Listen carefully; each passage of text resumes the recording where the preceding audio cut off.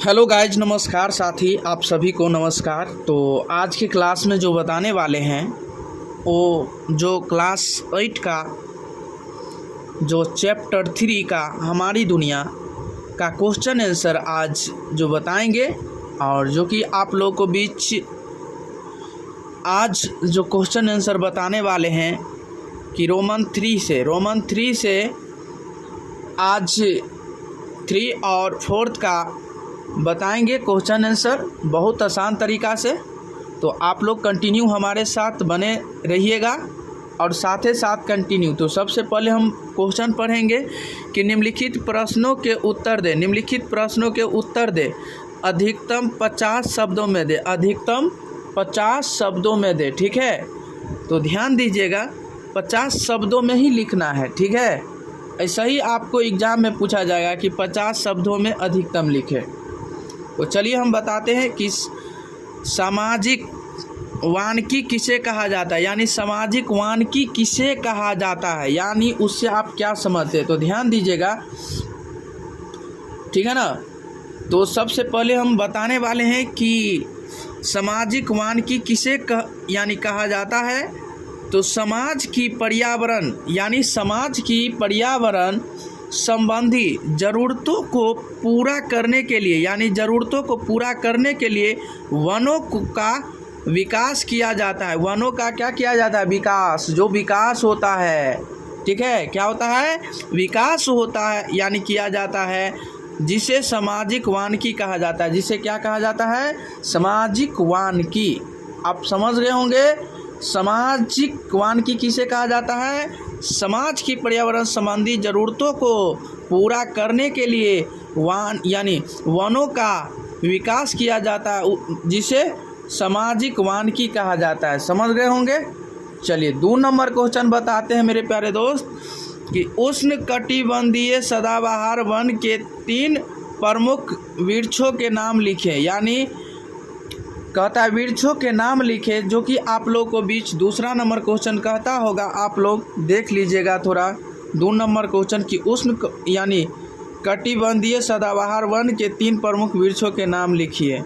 ठीक है, तो सबसे पहले आपको ये वृक्षों का नाम क्या है? सागवान,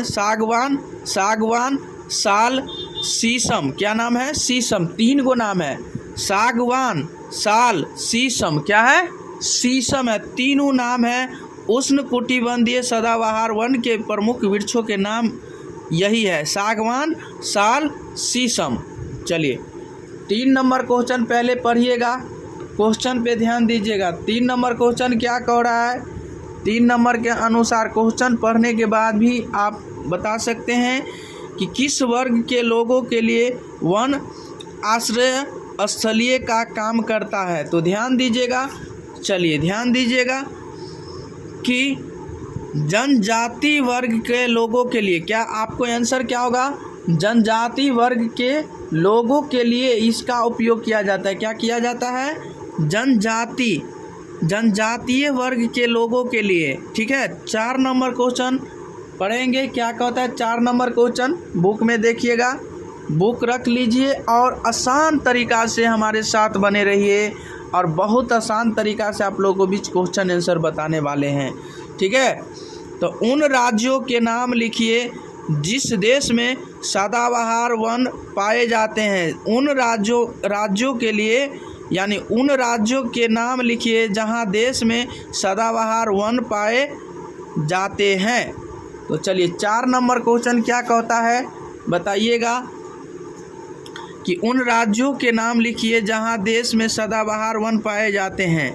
तो क्या होगा? असम होगा, मेघालय, अरुणाचल प्रदेश, मणिपुर, मिजोरम। क्या क्या होगा? ध्यान दीजिएगा, 4 नंबर का आंसर असम, मेघालय, अरुणाचल प्रदेश, मणिपुर, मिजोरम। यही आपका फाइनली आंसर हो जाएगा। ठीक है, चलिए 5 नंबर क्वेश्चन का आंसर देखिएगा आप लोग। 5 नंबर क्वेश्चन का, तो सबसे पहले 5 नंबर क्वेश्चन पढ़िएगा इसमें कि क्या कहता है? वनों के कोई 3 महत्व लिखिए, यानी लिखिए वनों के कोई 3 महत्व लिखिए। ठीक है।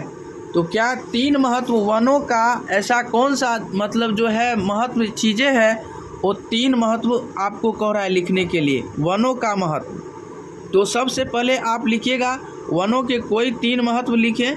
तो वनों के 3 महत्व निम्न हैं, वनों के 3 महत्व निम्न हैं, ठीक है ना।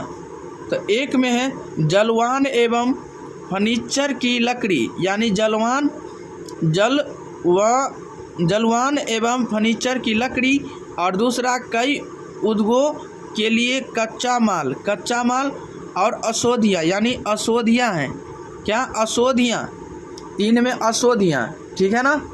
चलिए 5 नंबर, ये अगला नंबर क्वेश्चन पे ध्यान दीजिएगा, हमारे साथ कंटिन्यू बने रहिएगा और ऐसा वीडियो पाने के लिए हमारे साथ कंटिन्यू जुड़े रहें और साथ ही साथ आप लोग हमारे साथ कंटिन्यू जुड़े रहें और साथ ही साथ आप लोग ऐसा वीडियो पाने के लिए आप लोग सब्सक्राइब कीजिए, लाइक कीजिए, कमेंट कीजिए, शेयर कीजिए, ठीक है ना। तो बताइएगा नमस्कार आप सभी को। तो आज जो चौथा नंबर रोमन चौथा में ध्यान दीजिएगा, क्या कहता है कि निम्नलिखित प्रश्नों के उत्तर दे अधिकतम 200 शब्दों में, अधिकतम 200 शब्दों में कह रहा है लिखने के लिए, 200 शब्दों में। तो सबसे पहले ये क्वेश्चन को पढ़ेंगे, क्या कहता है कि वन से आप क्या समझते हैं और भारत में पाए जाने वाले वनों का विस्तृत विवरण दीजिए।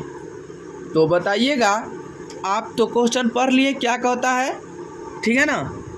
तो सबसे पहले आप क्वेश्चन तो पढ़ लिए, तो आपका क्वेश्चन जो है वो भी पढ़ लिए, आप आंसर लिखिएगा।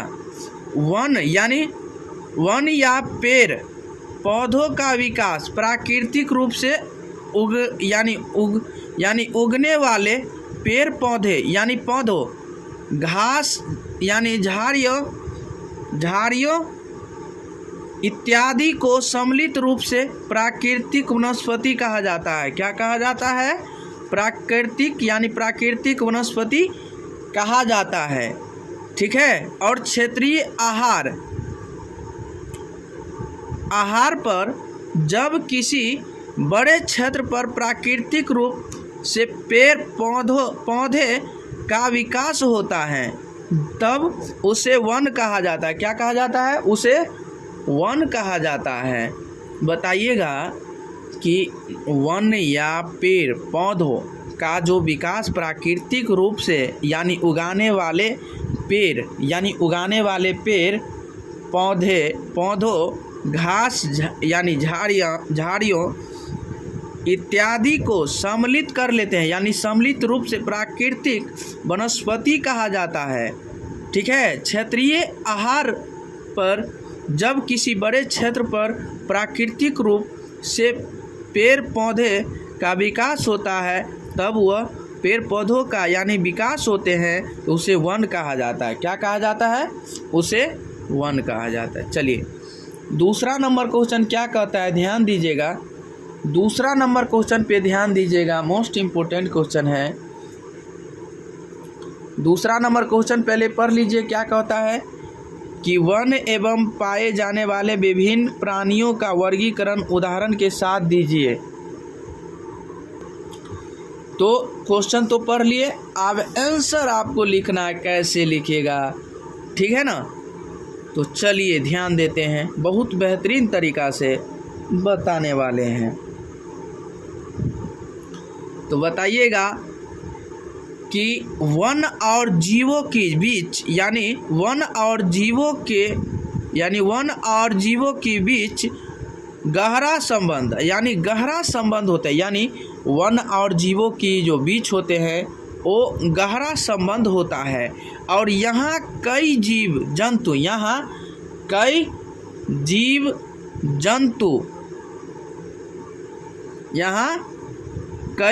जंतु अपना जीवन व्यतीत करते हैं और जिनमें मांसाहारी जीव जैसे शेर, बाघ आदि, शाकाहारी जीव जैसे हिरण, हाथी आदि, उभयचर जीव जैसे मेढक, कछुआ आदि, सरीसृप जीव और जैसे सांप, छियाकली, जोंक, केचुआ आदि पाए जाते हैं और इन जीवों के अलावा कई प्रकार के पक्षी भी यहाँ मिलते हैं। मिलते हैं कि नहीं बताइएगा। कि थोड़ा फिर से एक बार फिर से बताते हैं कि बताइएगा, वन और जीवों की जो बीच गहरा संबंध होता है और यहाँ कई जीव जंतु अपना जीवन के व्यतीत करते हैं, जिनमें मांसाहारी जीव जैसे शेर बाघ आदि, शाकाहारी जीव जैसे हिरण हाथी आदि, उभयचर जीव जैसे मेढक केचुआ आदि संश्रित जीव, और जैसे सांप यानी छिपकली जोंक केचुआ आदि पाए जाते हैं। इन जीवों के अलावा कई प्रकार के पक्षी भी यहाँ मिलते हैं। मिलते हैं कि नहीं। चलिए अगला नंबर क्वेश्चन आपका, लास्ट नंबर क्वेश्चन आपका, ध्यान दीजिएगा। लास्ट नंबर क्वेश्चन है, 3 नंबर क्वेश्चन पे ध्यान दीजिएगा। पहले सबसे पहले बुक में देखिए, क्वेश्चन पढ़िए कि वन एवं वन्य जीवों के संरक्षण के लिए किए गए प्रयासों का वर्णन कीजिए। बताइएगा, मोस्ट इम्पोर्टेंट क्वेश्चन है, ठीक है ना। तो बताइएगा कि वन एवं वन्य जीवों के संरक्षण के लिए किए गए प्रयासों का वर्णन कीजिएगा। तो वन एवं वन्य जीवों के संरक्षण के लिए अंतर्राष्ट्रीय स्तर पर पर्यावरण संरक्षण संघ इस दिशा में अनेक कार्यक्रम चला रहा है। अनेक यानी पर्यावरण के कारणों पे अनेक कार्य चला रहा है और कार्यक्रम चला रहा है। वन्य प्राणियों के संरक्षण के लिए राष्ट्रीय उद्यान यानी अभयारण्य एवं जैवमंडल क्षेत्र विकसित करते हैं, ठीक है ना। जैवमंडल विकसित करते हैं, किए गए हैं।